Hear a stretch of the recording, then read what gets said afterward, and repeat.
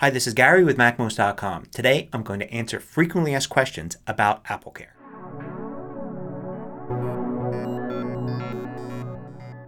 MacMost is brought to you thanks to a great group of supporters. Go to MacMost.com/Patreon. There you could read more about it, join us, and get exclusive content. So AppleCare is the term that Apple uses to describe their warranties. Now you get a basic warranty when you purchase a new Mac, iPhone, iPad, or other device. Usually it's a 1-year manufacturer's limited warranty. That's pretty standard. It will cover if the device breaks and it's not your fault, something was wrong with it, it was a lemon, etc. You can get it replaced or fixed. And it also includes 90 days of phone support. I'll talk more about the phone support later. Now AppleCare is actually called AppleCare Plus. That's what people mean when they say AppleCare most of the time. And it extends that warranty beyond the initial year. For instance, for Macs it adds an additional 2 years for a total of 3. For iPhones and iPads it adds an extra year for a total of 2. It also extends the phone support out for that same amount of time. So you get 2 or 3 years total phone support, not just those 90 days. Now which devices have AppleCare? AppleCare is kind of like a product. You buy it in addition to the hardware you're buying. You can get AppleCare for Macs. You can get it for the iPhone, for the iPad. You can get it for Apple Watches, for Apple TV. You can even get it for the HomePod and the iPod Touch. The important thing to know is each product you buy has to have its own AppleCare. So AppleCare is this add-on product. It's not a service that just covers all of your Apple stuff. You would get AppleCare when you buy a new MacBook. Then you would get AppleCare for your Apple Watch. Then you would get AppleCare for your iPhone. And there are 3 separate things that you're purchasing. So when you buy AppleCare for a Mac, what you get is you extend that warranty for 2 years. So you get a total of 3 years warranty. You also extend your support all the way up to that 3 years as well. But you get more than that because you get accidental damage coverage. Now this doesn't mean that if you accidentally damage your Mac you get it replaced or fixed for free. It means you have to pay a service fee, but the service fee is way lower than what you would pay if you would have to do the repair yourself. There's a special screen service fee that's $99. So you break your MacBook screen, you take it in, and you can get it replaced for $99. You get 2 of these that you can do within those 3 years. Other damage is covered for $299. So you spill coffee on your keyboard, it takes out the entire thing. That's going to cost you $299. It's not going to cover everything. If you open up the Mac and try to change it, like put in your own hard drive or something, and you mess it up, you do the damage yourself like that, it's not going to be covered. And also if it's catastrophic damage, so I assume that means if you drop it off a tall building or run it over with your car, Apple's not going to cover it either. I think the basic idea is if Apple can take that old Mac and refurbish it, they'll cover it and you just pay the fee. Now you also get with AppleCare Plus battery service. So during your coverage time, so those 3 years, if your battery drops below 80% capacity, Apple will replace the battery in your MacBook for free. So when do you need to purchase AppleCare? Well, the easiest time to do it is when you buy the Mac. If you buy it, whether it's online or in the Apple Store or at an authorized reseller, you can just add on AppleCare there and it's done. You do have 60 days to add it on. But if you go for that option, you're either going to have to take it into Apple so they can inspect it, or if you're doing it online or over the phone, they're going to have access to your Mac and run a diagnostic remotely. So you can't, for instance, get a MacBook, break the screen after 30 days, buy the AppleCare, and then go in and say, oops, I just broke the screen. It's not going to work that way. If you buy it from some other place besides Apple, if they offer AppleCare, you can buy it right there. If they don't, you can still go to Apple within those 60 days and add it on. Now AppleCare can't be bought if you bought your Mac used, but you can get it if you buy from Apple's refurbished store.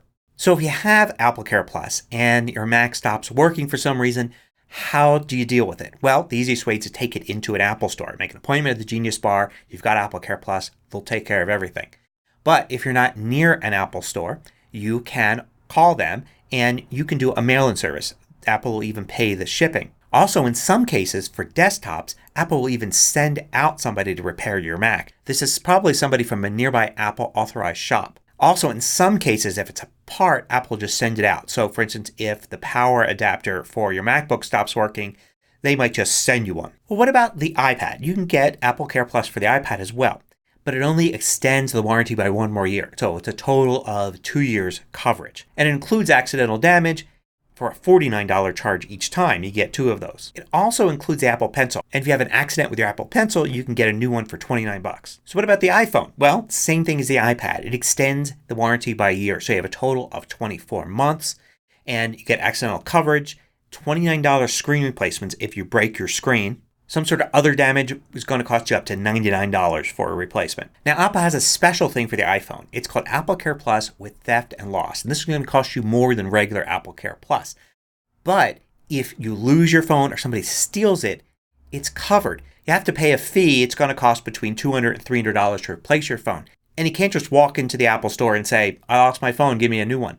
You have to have Find My iPhone turned on, and it has to still be able to communicate with the lost iPhone. Then you have to follow Apple's careful instructions to deauthorize that iPhone, wipe it clean. Everything's got to be done to the letter with Apple, and then they'll give you your replacement for that fee. So you may have heard about express replacement, which is something to do with the iPhone, the iPad, the Apple Watch, and it's when the device still is working but it definitely needs to be serviced under the warranty.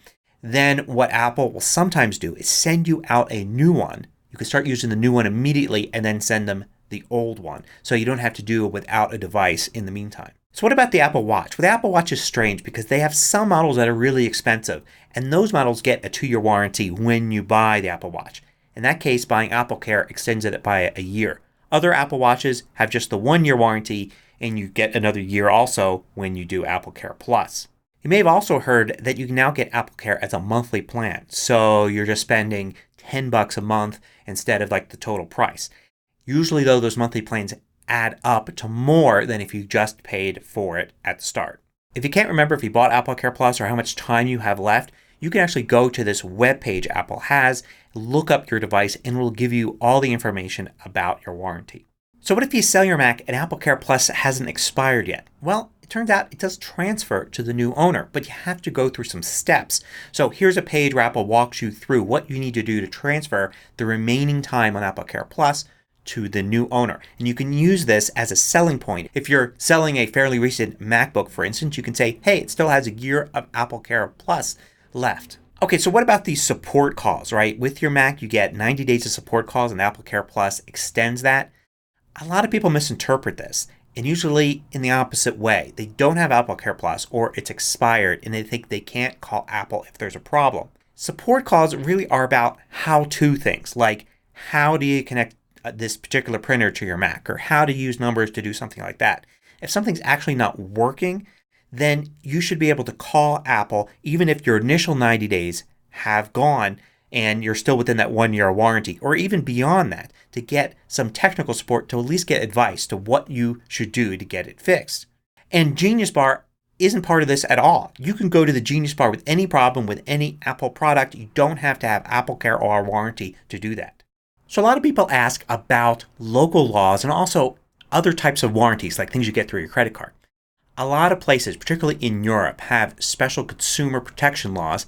That means that Apple offers more than just the 1-year warranty there. So you may want to check to see whether or not you have extra coverage if you know you've got consumer laws like that in your area. Also, a lot of people like to mention that their credit card offers extended warranties on electronics, but it's not an Apple warranty, right? That's not AppleCare. So it's not going to have some of that accidental coverage. You're not going to be able to get new screens for $29, that kind of thing. So it's not as straightforward as using AppleCare when going to Apple for service. You're basically paying the money for the repair and then having to go to your card company that's got nothing to do with Apple and getting them to reimburse you for it.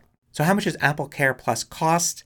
It really depends on the product. Obviously, the more expensive products are going to cost more. So for instance, you can get it for $79 for an Apple Watch. A MacBook's going to cost you a couple $100. If you want it for your Apple TV for some reason, you can get it for $29. It really varies and it's all over the place. So when you go to buy your product, it will give you a price. This is how much it's going to cost for AppleCare Plus. And probably the most asked question about AppleCare is it worth it? And it's the same answer as for any warranty, right? It really depends on whether or not you like warranties and whether or not you feel a little more secure paying that up front and knowing that there's certain things that are covered. There are some people that just never buy warranties, and it kind of makes sense. If you get a warranty for your washer, your dryer, your refrigerator, your TVs, all your Apple devices, everything like that, it could easily add up to more than $1,000 a year. Whereas if you don't have that and one of those devices breaks, you can spend that money replacing it instead. Some people find it more worthwhile to get AppleCare for a MacBook that's portable and you're moving around a lot. An iPhone also that's always in your pocket and always going places with you, and maybe not as important for, say, a desktop Mac that never moves. Now, Apple's got tons of information about AppleCare. If you go to their support page, it runs down all the basic information. Anytime you go to buy an Apple product, it'll give you AppleCare as something that you could add on. You can see the price and exactly what is covered.